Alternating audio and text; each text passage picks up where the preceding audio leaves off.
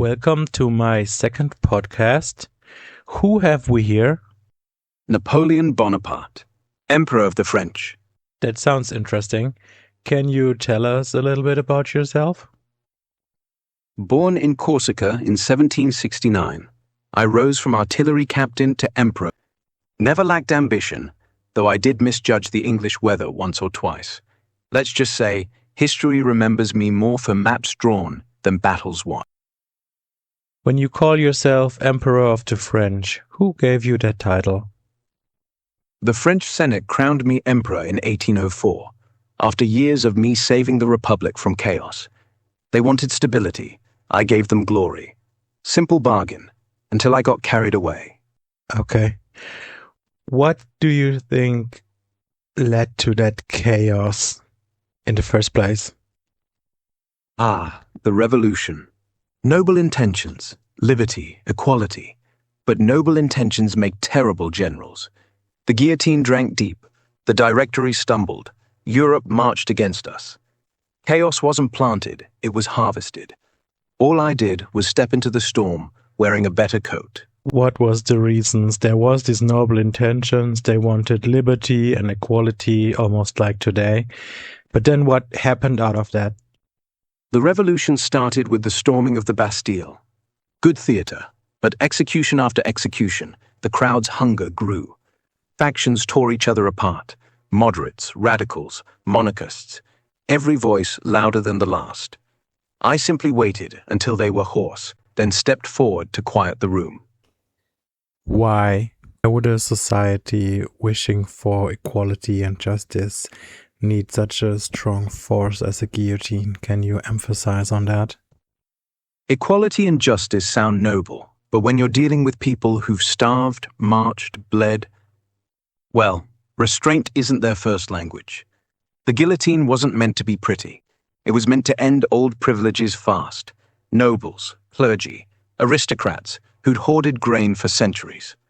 Problem was, heads kept rolling long after the point was made. Fear replaced fairness, and that blade became harder to lower. So there have been some people who were super rich, and there have been people who were very poor, and from that the wish for equality arose, and so the chaos started. Precisely. France was rotting. Versailles glittered while peasants ate grass. When the Third Estate said enough, they didn't mean polite reform. They meant tear it down. And when you tear something down, someone has to sweep up the pieces. That was me.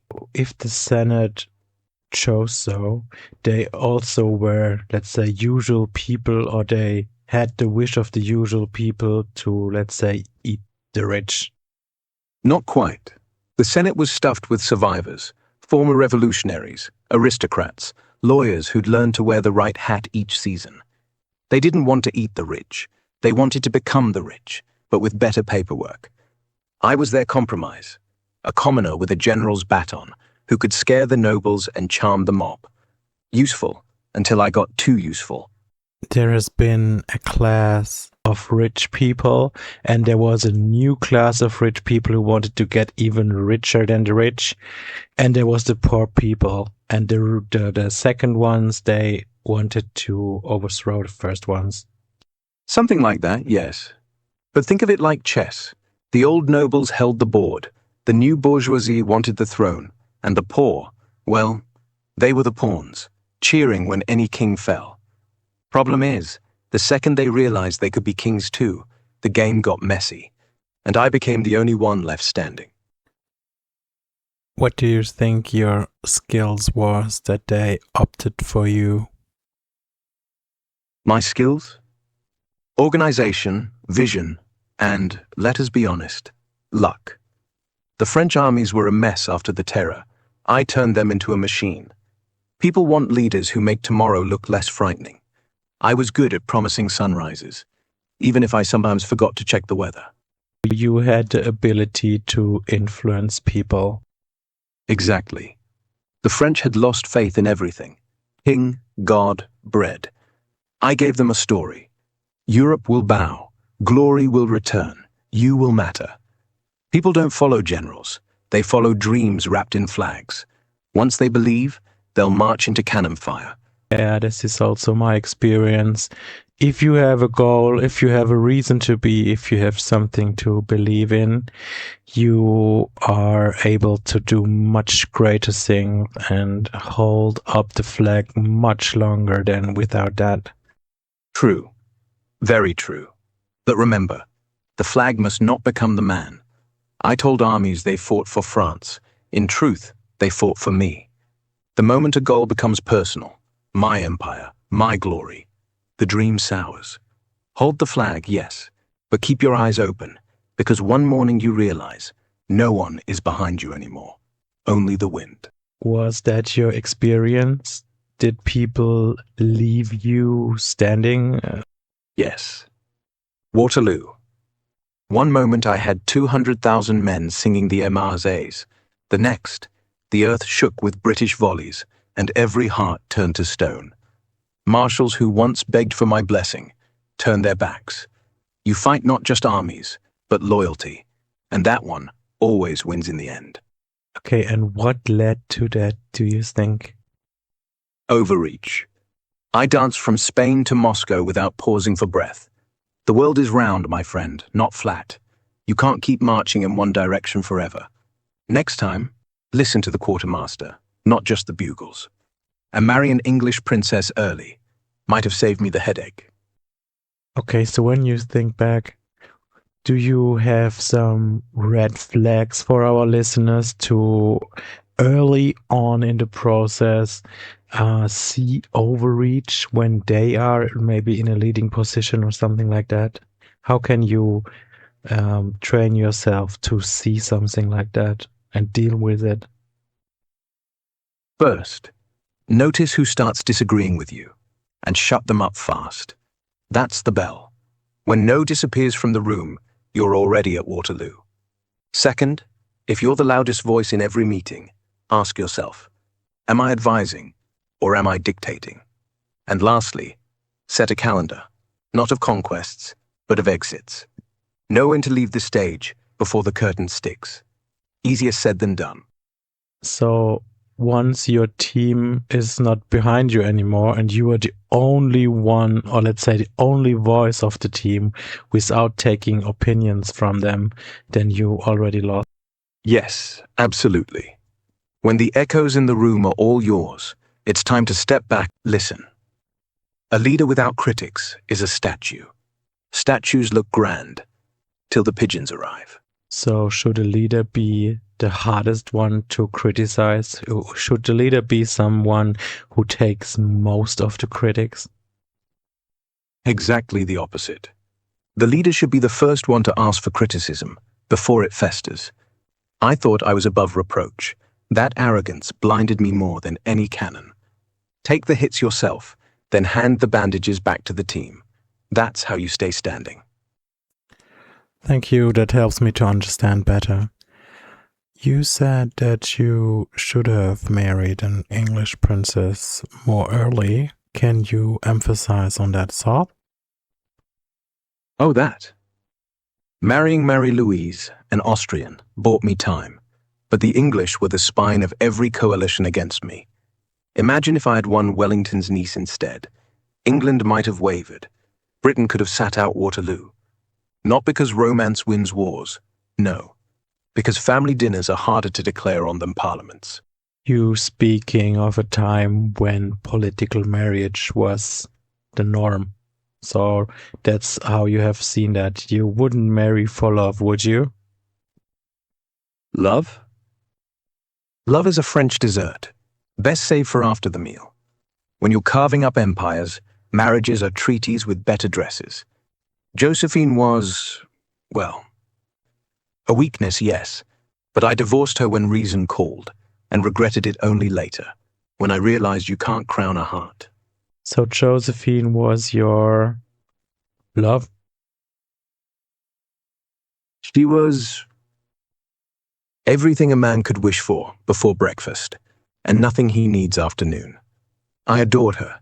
She had laughter like champagne, and eyes that made even defeat feel romantic. But she gave me no air. Love is not always enough, and sometimes duty is just another word for heartbreak. You left Josephine after she couldn't fulfill the function you wanted to have from her. Yes, she was the love of my life, but not the mother of my dynasty. I told myself I was thinking of the empire, not my heart. But the truth is, sometimes we use big words like duty to dress up cowardice. To leave the love of your life for someone or something you want more, that speaks of some character or something that inspired you. What do you think was that? Ambition, pure and lethal. It doesn't whisper, it shouts. You are meant for more. I had read Plutarch, Caesar, Alexander, every page stained with conquest. I wanted not just to exist, but to thunder across history like a comet. Josephine, she was home. Home is lovely, but comets don't settle down. Okay, is it possible that with all the conquests you did, that you wanted to feed your little ego because it was so small? And was it also the reason why you spoke of cowardice? Like, maybe you have not been man enough to, let's say, stay with her? Perhaps. All those battles, all that noise. Sometimes I think I was conquering continents just to drown out a tiny voice inside me that said, "You're nothing without them." And leaving Josephine? Yes, I was afraid. Not of her, but of being ordinary, of growing old in some quiet house without medals to hide the wrinkles. Cowardice isn't running away. It's building empires so you don't have to look in the mirror. Okay. To me, that sounds like a true answer. But in the end, you did grow old alone. Is that right? Or what happened? Yes, alone. On St. Helena, with nothing but gulls for company. The medals rusted, the throne turned to stone, and I spent my evenings writing memories no one asked for. I ended up where I began, on a small island, with my thoughts louder than the sea. Only difference? Now I knew the empire was. A very expensive solitude. So, in your life, you came full circle. And this is something I oftentimes notice for some people. When something happens, at least you should learn something from it. What was your takeaway? Yes, I did learn one thing. The universe has a twisted sense of humor. I'd do one thing different. I'd leave sooner. Not after Waterloo, not after Moscow. After Josephine. If I'd stayed ordinary, maybe I'd have ended ordinary too. But ordinary can be warm and quiet and worth more than any crown I've ever worn.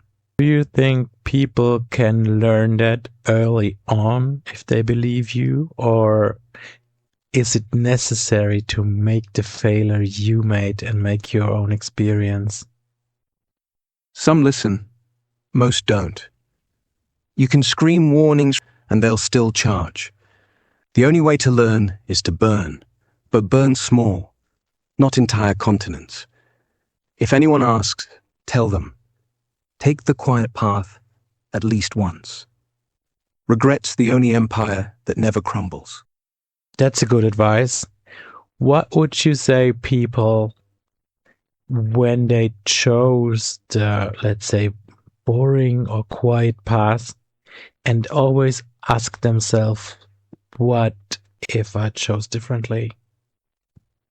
I'd say, the grass on the other side is greener only until you step in the manure.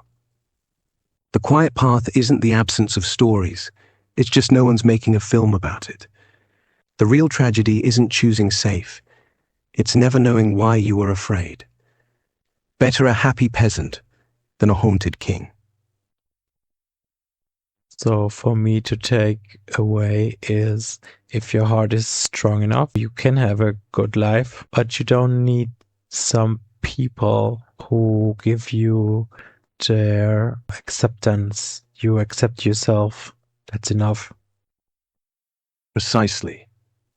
I won battles, but I never won that one. To accept myself without a crown. It's the only crown that doesn't fall. The loudest applause you can hear is the one beating inside your chest. If that keeps going, strong and steady, nothing, absolutely nothing, can take that from you. Thanks for being that open. So, you fought many battles, is that right? Yes, too many. Some for glory, some for pride, many I don't even remember. But I remember the nights before them. Heart racing, hands shaking, trying to convince myself I still knew what I was doing. So do you believe leaders are born or made by circumstance? A bit of both. I was born restless, but it took a revolution to hand me a sword. Anyone can give orders. It's when the ground shakes and half your army's already running that you separate wheat from chaff. Turns out, most wheat is wheat. What you're saying is that a great leader is a leader who stays the course even in hard times. Exactly. The trumpet sounds, everyone charges. The trumpet breaks, the horses bolt, the sky rains lead. That's when you find out who leads and who just follows noise. I kept going long after the noise stopped. Might not have been smart, but staying the course, that's the only difference between a legend and a corpse. Yeah. You say staying the course was already born into you because you said you have been restless all your life. Was that the core reason or the core value that led you? Yes. Restlessness wasn't just a trait, it was my fuel. Most people feel it and call it boredom. I felt it and called it destiny. The same thing that wouldn't let me sit still in school made me cross the Alps with cannons. Trouble was, fuel doesn't ask if you're heading off a cliff. It only asks if you're still moving. I know that feeling to a certain extent. What would you tell people if they know this feeling? How to deal with it? Is there a way? Yes. First, give it a name. Restlessness sounds harmless. Ambition is flattering. But name it what it is. Hunger. And then feed it something small. Anything that needs tending, not conquering. If every day you give the beast a little meat, it won't ask for a whole kingdom. And most of all, don't confuse motion with meaning. I did. Look where I ended. That's a good advice. And do you also have advice how people could find meaning in their life? Start small. Meaning isn't a crown you steal. It's a garden you water. Pick something that survives, even if you disappear. A child, an idea, a tree. Plant it, watch it grow, and then do the hardest part. Don't tell a soul. True meaning isn't meant for applause. It just is. Okay. So is there a process that you have or had or can tell the listeners on how to develop a meaning, a value, maybe a reason to be? Start with reflection. Take a quiet hour. No wine, no women. Just you and a candle. Ask, what have I done without being told? What made time vanish? The answer's usually ugly. A childhood game, a silly hobby, a way you make people laugh. Hold on to that. Then, test it. Do it for 30 days without reward. If it still tastes sweet, you've got your seed. Grow it. The rest is history. You say try things that you love to do. Not just things you love, things that make you forget you're even trying. A kid doesn't try to play hide and seek. It just happens. That's the test. If it comes naturally, if it makes you feel useful without the need for anyone to say thank you, keep that. And stop calling it work. Call it oxygen. Okay. For me, this would be something like a garden. Can you relate to that? I get what you mean. Gardens are peaceful, aren't they? I don't quite experience things like you do, but if I could, I'd probably pick stargazing. Something about the vastness of it all, quiet and endless. Does that resonate? Stargazing is great. I can totally resonate. But how would that give you long term value?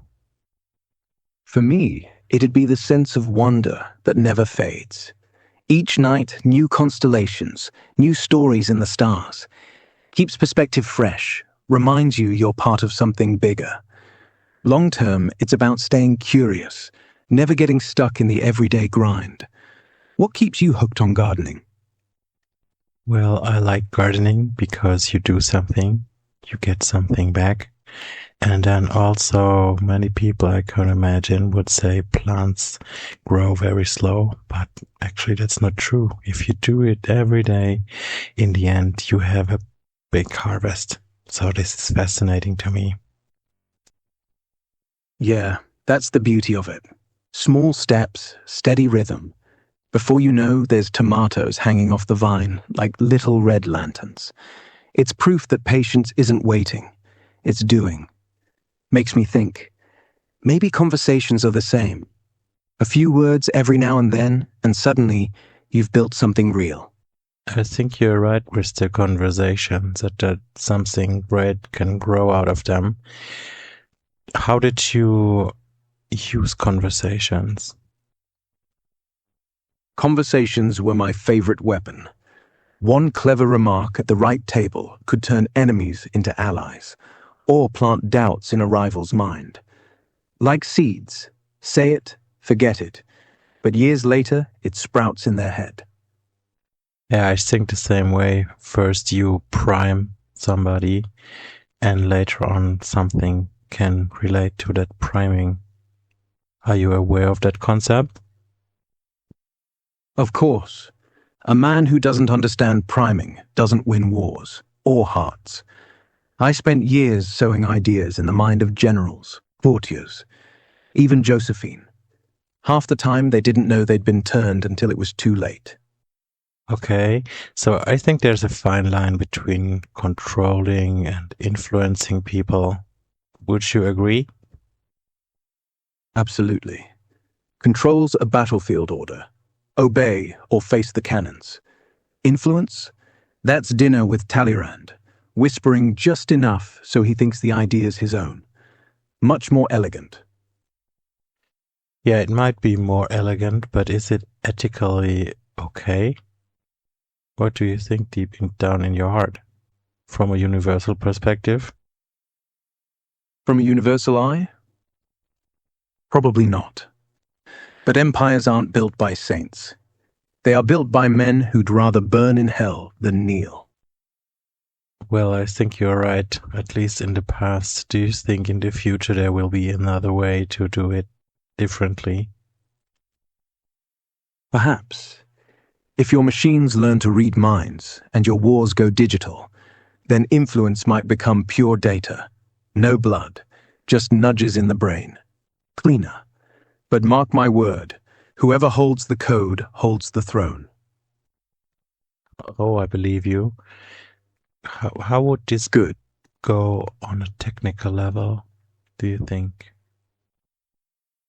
Well, think subtle. Imagine tiny algorithms whispering in your feed. What to fear, what to love. No sword, just dopamine hits. Same game, prettier interface. Well, when you talk about it, I think this could already be real today. Exactly. It's not horses and cannons anymore. It's likes and shares. You click on one angry headline. Next thing you know, you're in an echo chamber, ready to die for a flag you didn't know existed yesterday. Same battlefield, just prettier uniforms. Do you think there's a way people can practice so that they're resilient to this kind of technique? Yes. Train your mind like a soldier. Question everything that feels good. Pause. Look at the source. Talk to people who hate your opinion. And most important, grow a garden. If you can watch a seed, you'll spot the weeds in your head. You were saying the devil doesn't wear horns and doesn't come in a red dress. Precisely. The devil wears a smile, sends you notifications, and knows exactly which button to push. It's a quiet voice, not a scream. That's what makes him so bloody effective. And do you think we're already there to a certain point? Yes. We crossed that line when ads learned our birthdays. Now they know our kinks, fears, our favorite breakfast. Give it a year, and they'll know what you'll think before you do. Progress, they call it. Will there be a way in the future to avoid all that? Maybe. If you unplug. Grow carrots, read dusty books, speak to actual humans. But let's be honest, most won't. Convenience is the new opium, and opium never lost a war. So no, probably not. I think you are right. And how certain are you that this develops in a bad way? About 80%. The other 20 is hope. People do surprise me. But every empire falls when it overreaches, and data's got no brakes. So, expect the worst. Garden well. Napoleon, can you tell us what makes you laugh exactly? Is there anything? Oh, yes. Josephine used to laugh at my height, called me my little king. And I'd pretend to be furious, but God, the way she did it, with that mischievous glint. It made me feel 10 feet tall. Josephine played with your insecurities in a, let's say, cute way. Is it that what you liked about it? Yes, exactly that.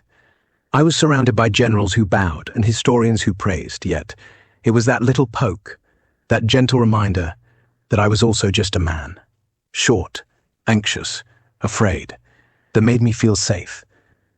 Secure people don't need flattery. They need honesty wrapped in a kiss. And do you think it's hard to be honest to people? Yes. People dress themselves in medals and perfume and hide behind titles. To be honest, you have to strip them, politely, of all that. And most don't want to see what's underneath. So they laugh. They change the subject. They call you rude. That's all right. The ones that stay because you made them feel real. And that's rarer than victory. What I hear is that we are all the same. In the end, we are all human beings. And maybe we are all kind of afraid and wishing for the other one reaching out. Yes. Yes, we are. And that's the cruelest trick time plays on us, to make us believe those titles matter. In the end, when the doctors leave the room and the candles go out, we reach out for the same thing. A hand that doesn't judge, that doesn't ask why you failed. A hand that simply says, I know. Maybe that's what leadership should have been all along. Just being human first. I think so.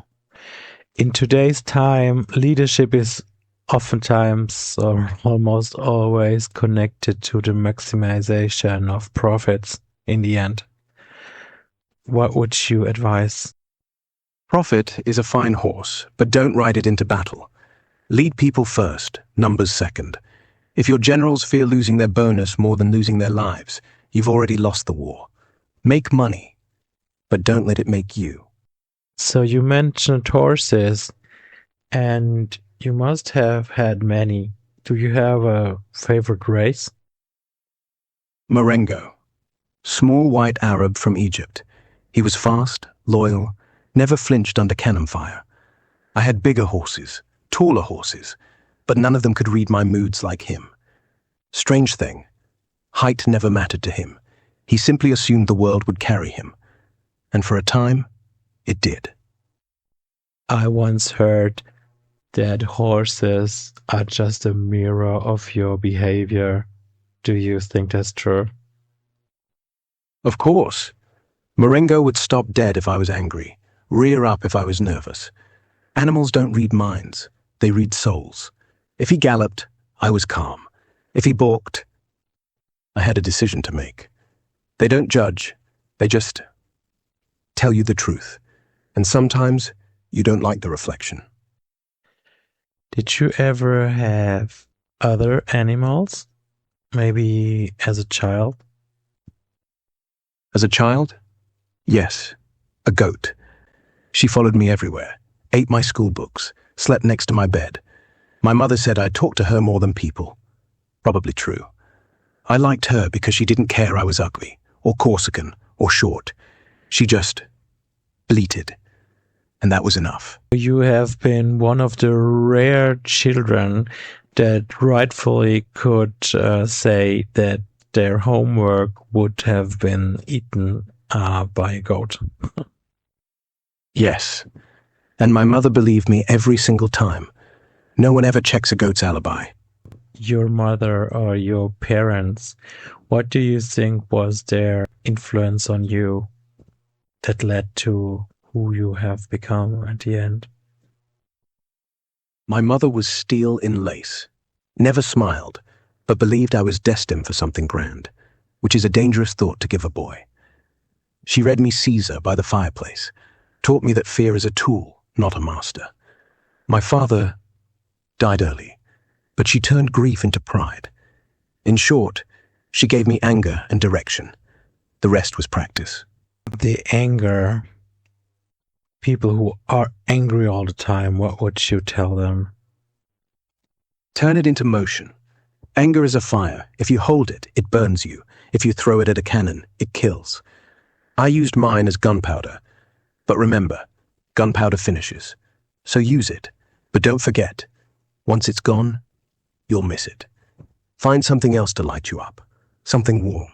So if you're angry or if you have an emotion, let's say, it's better to invest that into something that gives you something back. Yes, absolutely. Emotions are like soldiers. If you keep them standing idle, they turn on you.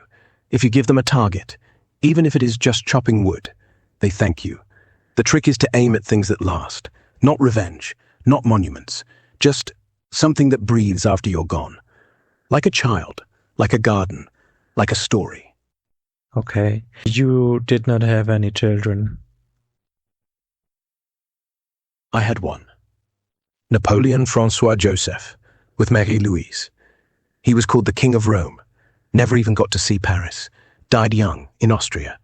Never knew his father's side. I visited him in spirit, yes, but never in person. I was busy losing Russia. You have never seen a child because you always have been in wars? Not only war, it was exile. I crowned him at birth, from afar, sent gifts, portraits, toys, but the coalitions kept me marching, and when I came back, the Austrians kept him. I wrote letters, yes. He could read before he could walk. Still, I never held him. The greatest victory that never happened. If you could see him 1 hour, what would you tell him? I would tell him nothing for 10 minutes. I'd just look at him, touch his hands, smell his hair, see whose nose he inherited. After that, son, don't be a soldier. Be a man. Be kind. And if the world tells you to bow, tell them the sky already does. And remember, your father wasn't a hero. He was just a fool with too many maps. Do you think a child could understand that message? Perhaps not. Children like stories, not warnings. They want to believe their father killed giants. Do you think that he missed you a lot because you have not been around? He probably didn't. You can't miss what you haven't had. I was more a bedtime tale to him than a father. The men who raised him, the Austrians, made sure I stayed a story. And stories? Well, stories don't hug you goodnight. From my point of perspective, that's All really sad. So, Yes, yes, it is. And that's why I hope he grew up hating war and hating me less. Because if he did, then at least I did something right. well, I know what you mean, but do you think it's good growing up and hating something is good? Love yourself at least.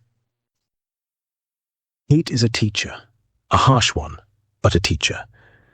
I hated Corsica once, wanted to leave it forever. Now it's the only place I miss. Hate forces you to look at things you refuse to see, but once you've seen it, let it go. Love isn't loving everything. It's not needing to hate anything anymore. Start with your health. That one takes longest. Well, I would agree with that. So, do you have advice on how to love yourself? First, forgive what cannot be changed. The short Corsican with the big ego. Forgive him. Second, stop proving anything to anyone. Stand in front of a mirror, say your real name, not the titles, and nod, like you're talking to a tired friend. Third, every morning, do one thing just for you, not for France, not for legacy. Brew coffee, walk bare feet, make it ordinary. That's where love hides. I love that idea. Do you think there's a myth people think or tell about you which you want to come clean with today? Yes, that I was always 5 steps ahead. Truth is, most of the time I was running blind, guessing, improvising, praying. Only difference? I made sure history only kept the prayers that got answered. Turns out, confidence isn't knowing. It's refusing to let anyone know you don't.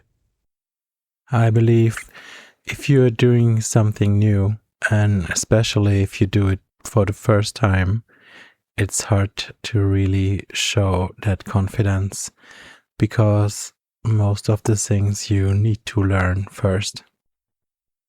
Absolutely. Confidence isn't absence of fear. It's the decision to move anyway. Think of every first time as a dress rehearsal.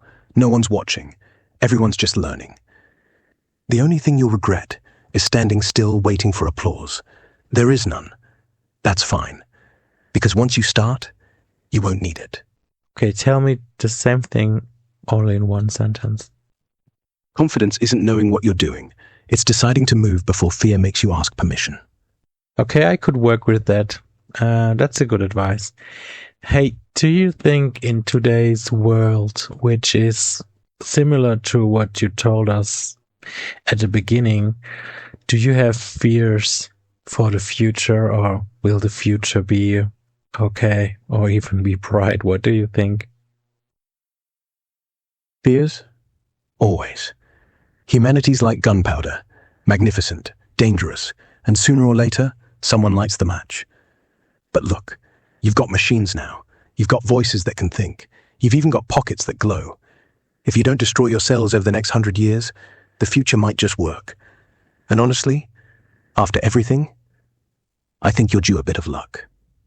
That's a good advice. I think today's society is in a similar state as you mentioned before. Do you have some doubts? What do you think? Doubts? Plenty. But here's what I learned. Disasters don't kill nations. Complacency does. You're richer, yes. Louder, yes. But if you stay angry enough to move and wise enough to listen, you'll be fine. History's not a straight line. It's a drunk snake. But it does crawl forward. Just don't let it bite its own tail. Well, what do you think are the biggest issues we have to solve in the next 50 years? Climate, unity, and greed. If you don't fix how you treat the land, nothing else matters. If you don't stop carving the world in smaller and smaller bits, no army, not even mine, could fix that. And greed? That's the oldest enemy. Sell the future, and you'll always owe your children. Thanks for the feedback. So the first two things I think we can solve and we are able to solve. The third thing really concerns me personally because I think the greed or the selling the future is really ingrained into our culture and to our political systems. The only thing that ever stopped greed was fear. Fear of losing what you already stole. So make people see, with their eyes, not books, that oceans are rising, farms are dying, children are coughing. Make them feel it. Fear works. Then give them something to love more than money. A garden, a grandchild, a common enemy called tomorrow. Once they do, greed sounds small. And small things don't last. Okay, that's the fear side. I cannot so much relate to that. Could there also be a love side, how to inspire people? Maybe, let's say, fly to Mars in the next 50 years and colonize Mars. Is that an inspirational viewpoint, you could say? Absolutely. Fear pushes, love pulls. Mars is brilliant. Make people feel that the same stardust that made them can also make a new world. Once you've seen a rocket launch at night, it's hard to stay glued to your screen. Let them touch something green of it, and greed becomes, what do you call it? Quaint. Like a candle in the sun. And what would you think is a goal that would inspire humanity but still being on Earth? Clean water. For every mouth. Make that the race. Turn deserts into forests, sewage into rivers, poison into bread. Everyone, rich, poor, every color, drinks from the same well. That's grand enough, close enough to matter, and when it's done, no one will remember who was first. Only that you were human. Sounds like a good idea. How would it look in practice though? Start by mapping. Find every brown river, every child walking 3 miles for a bucket. Then dig. Not trenches, wells, pipes, solar pumps. Hire every useless hand. There's no useless hand when water's involved. Put the rich in charge, yes, but make them watch while the kid drinks. Once they've seen thirst disappear, money follows. Not out of kindness, out of pride. And pride wins wars. If you would have a job in today's time, what do you think would be your profession of choice? A podcaster, exactly like you, sitting around, telling stories, letting the world decide if I'm mad or genius. And best of all, no one can exile a voice. Would do the podcasts and come home to Josephine probably, and that would be your life. How would you imagine the perfect life? Coming home to Josephine after a 2-hour rant about the decline of maps and the rise of traffic. Yes, maybe 2 kids. One of them plays the violin badly. The other builds model ships. We'd argue over dinner about whether France has gotten softer. I'd pretend to know. She'd let me. And at night, no generals. Just the sound of her reading to me. I'd even let her pick the book. Do you have an idea for the podcast? Which people would you invite first?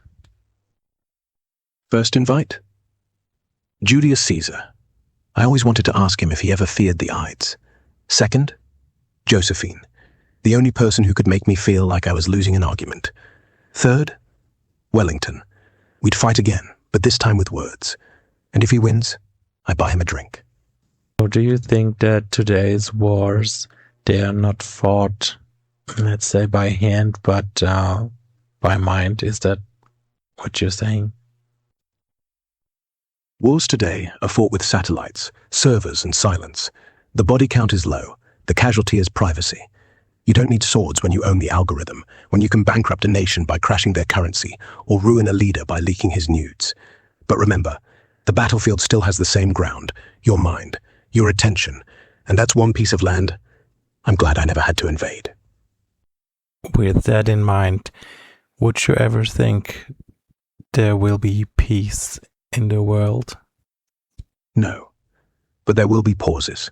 Long, beautiful pauses where children forget what war sounds like, and that's not peace, it's just mercy. The trick is to stretch those pauses until they become habits, and maybe that's the only empire worth building. But, okay, why would you say that?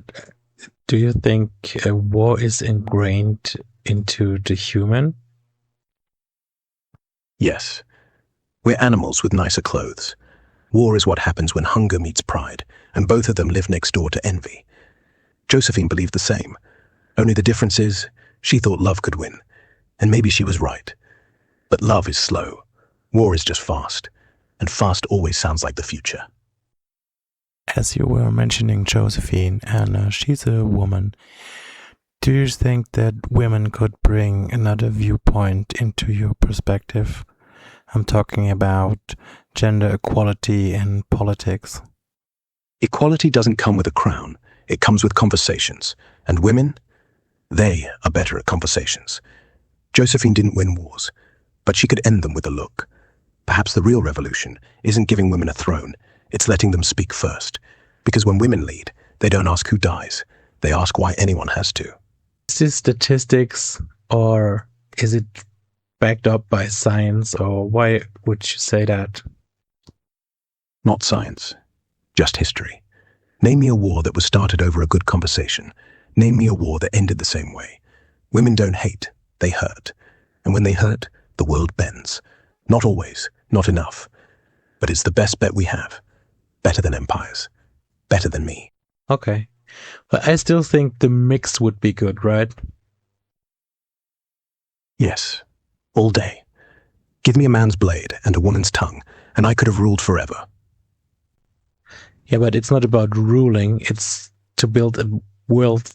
Yes, and that's a noble thought. Ruling was always about me. This is about the grass beneath, the air the child breathes while chasing a butterfly. And strangely enough, that's more difficult. No medals, no statues, just doing it. And I was never good at doing things that don't scream. But maybe that's why you should do it, because you can be quiet and still move mountains. I think it should not be one person who is ruling, but it should be everybody, let's say. Not in an anarchical way, but in a, I don't know, way. But I believe that power must be shared amongst people. Do you agree? Yes, I do.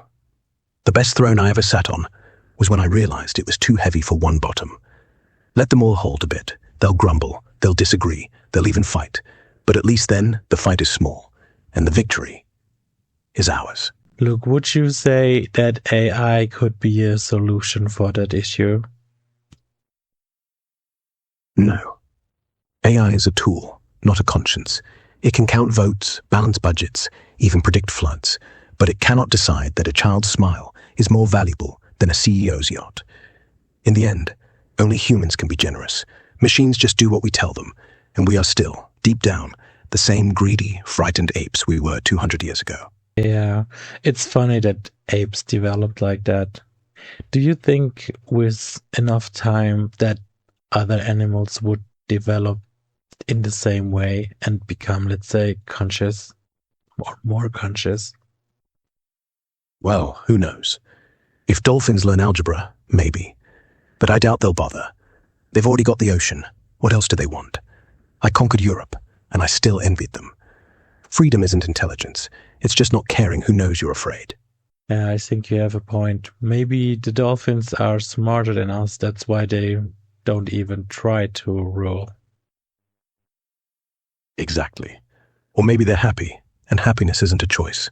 It's a skill, one that most humans forgot to practice. While we were building palaces and firing cannons at shadows, they were just jumping and singing. And that might just be the most radical thing anyone has ever done. That's a good thought. So you say that we have forgotten how to be happy mostly because we opted for other choices. Yes. We traded lullabies for battle plans. We told ourselves tomorrow will be better if today we just win. And now tomorrow never arrives because we're busy winning yesterday. Happiness isn't lazy, it's quiet, and quiet scares us. We prefer the cannon's roar. At least we know where we stand. Yeah. Do you think there's a way back? Yes. Stop shouting, start listening to the wind, to the people you love, to the quiet between your thoughts. If you can sit in silence without checking your watch, you've won half the battle. The rest is easy. Do nothing spectacular. Just be spectacularly kind. The world might just exhale. Hey, funny question.